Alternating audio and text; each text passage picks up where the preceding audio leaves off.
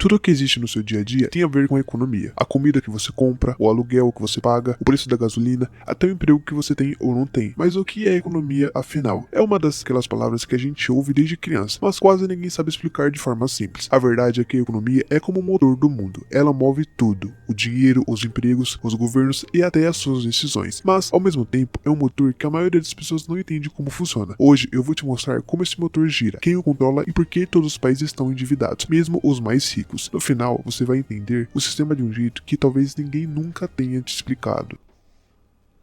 Antes de existir dinheiro, as pessoas viviam de escambo, a troca direta. Um pescador trocava peixe por frutas, um fazendeiro trocava trigo por ferramentas, mas havia um problema. E se o fazendeiro não quisesse peixe naquele dia? Como o pescador ia comprar o que precisava? Foi aí que nasceu a ideia do dinheiro, um objeto que todos aceitavam e que servia como meio de troca. Podia ser uma moeda de ouro, uma pedra rara ou até conchas. Com o tempo, o dinheiro virou papel, mas esse papel só tinha valor porque as pessoas acreditavam nele. Ou seja, o dinheiro é, antes de tudo, um acordo coletivo de confiança.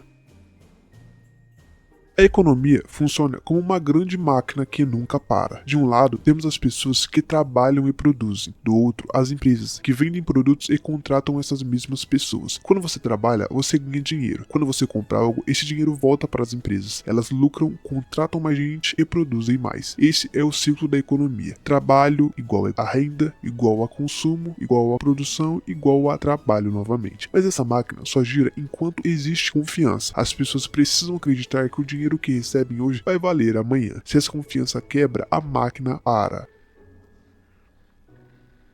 Agora, para entender como os preços funcionam, existe uma regra simples: oferta e demanda. Oferta nada mais é o quanto existe de algo, e demanda é o quanto as pessoas querem esse algo. Se muita gente quer comprar e tem pouco disponível, o preço sobe. Se tem muito produto e pouca gente querendo, o preço cai. Imagina que choveu pouco e a colheita de arroz foi pequena. Tem menos arroz no mercado, mas a mesma quantidade de gente querendo comprar. Resultado, o preço sobe. Agora, se tem uma super safra e sobra arroz, o preço cai. Essa lei é o coração do mercado. Ela define o preço de tudo, da comida ao petróleo, das ações à sua casa. Agora, imagine que o governo decide imprimir mais dinheiro. Parece bom, né? Todo mundo com mais notas no bolso, mas se a quantidade de produtos continua a mesma e o dinheiro aumenta, os preços sobem, porque há mais gente querendo comprar as mesmas coisas. Isso se chama inflação, e ela é perigosa. Hoje, você compra um pão por R$1, se a inflação for alta, daqui a um ano, esse mesmo pão pode custar até R$2, ou seja, o dinheiro perde valor. A inflação é como um imposto invisível, ela tira o poder de compra sem que você perceba. E o mais curioso é que, muitas vezes, ela começa com o próprio governo tentando ajudar a economia imprimindo mais dinheiro.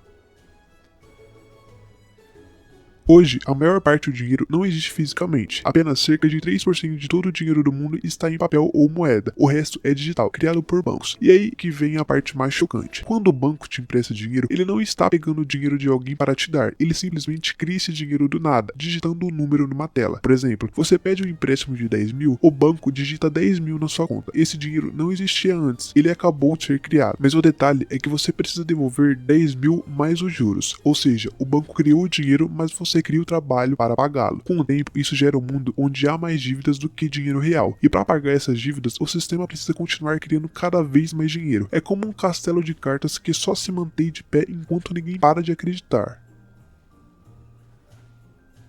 Agora, vem a pergunta que muita gente faz, e é essa pergunta que eu fiz pra mim mesmo que me fez querer fazer esse vídeo. Se todos os países estão endividados, quem é o credor? Afinal, alguém deve estar do outro lado dessa conta. A resposta é: o dinheiro é uma dívida, e o credor é quem o controla, os grandes bancos e investidores globais. Funciona assim: quando o governo precisa de dinheiro, ele emite títulos da dívida pública. Esses títulos são comprados por bancos, fundos de investimentos, empresas e até pessoas ricas. Ou seja, os governos devem para quem tem dinheiro sobrando para emprestar. Esses credores recebem juros pagos com o dinheiro dos impostos. No nível global, muitos países devem para instituições como o FMI, que é o Fundo Monetário Internacional, e o Banco Mundial. Essas instituições, por sua vez, são controladas pelos países mais ricos e pelos bancos desses países. Então, na prática, os credores do mundo são os detentores do capital financeiro global, os grandes fundos, bancos centrais e investidores que vivem de juros. É um sistema onde o dinheiro nasce como dívidas e os juros nunca para de crescer. E adivinha quem paga a conta no final? Nós. Para tentar manter tudo funcionando, os governos e bancos centrais controlam a economia através de duas ferramentas, os juros e a quantidade de dinheiro em circulação. Se a economia desacelera, o Banco Central baixa os juros para estimular as pessoas e empresas a pegarem empréstimos e gastarem mais. Se os preços disparam, eles aumentam os juros para frear o consumo e conter a inflação, mas é um equilíbrio delicado. Se os juros ficam altos demais, o desemprego cresce. Se ficam baixos demais, o dinheiro perde valor. E nesse jogo, o cidadão comum quase nunca ganha. A economia mundial se comporta como uma montanha russa, sobe, desce e volta a subir. Esses são os ciclos econômicos. Quando a economia cresce, as pessoas consomem, as empresas investem e o crédito aumenta. Mas chega um ponto em que o sistema fica sobrecarregado de dívidas, a confiança diminui, o crédito trava e o sistema desaba. Foi aí o que aconteceu em 1929, em 1908 e de certo modo durante a pandemia. O padrão é sempre o mesmo: boom igual a euforia, igual a crise, igual a recuperação. Em cada crise, os ciclos compram barato e saem ainda mais ricos. Os pobres perdem o que tinham e continuam endividados. Hoje vivemos a era da economia digital. O dinheiro virou número e o poder está cada vez mais concentrado. Empresas de tecnologias, bancos e governos trocam trilhões de dólares em segundos, mas a desigualdade cresce. O 1% mais rico controla quase metade da riqueza do planeta. Enquanto isso, bilhões de pessoas trabalham só para pagar contas ou dívidas. E é por isso que entender a economia é mais importante do que nunca, porque quem entende o sistema não é controlado por ele. A economia não é só sobre dinheiro, é sobre pessoas, escolhas e confiança. É o conjunto de milhões de decisões que, somadas, criam o mundo em que a gente vive. O dinheiro só tem valor porque acreditamos nele, e o sistema só existe porque continuamos jogando o jogo. Mas entender como ele funciona muda tudo, porque quando você entende o jogo, você pode jogar melhor, e quando mais pessoas entenderem, talvez o jogo finalmente mude.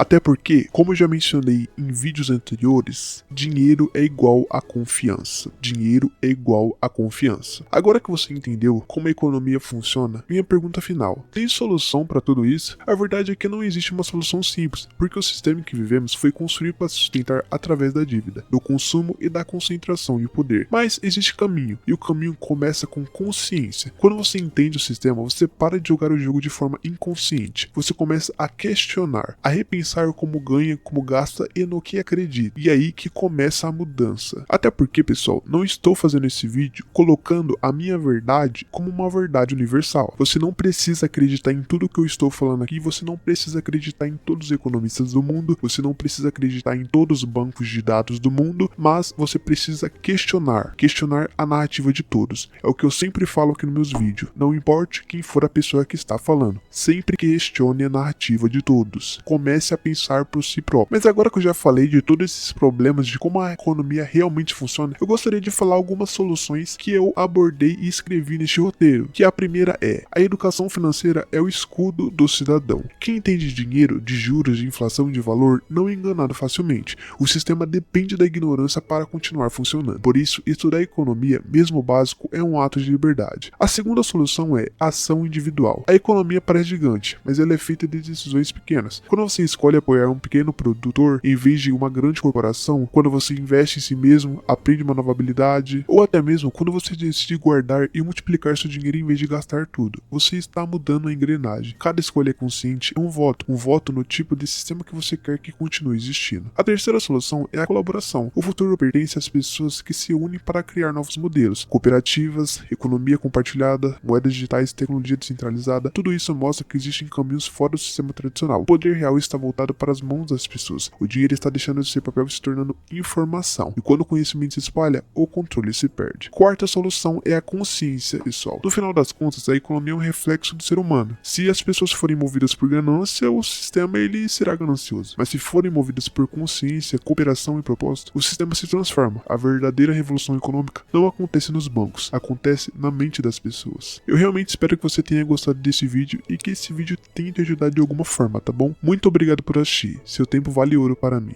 Eu vou ficando por aqui e vejo vocês do outro lado.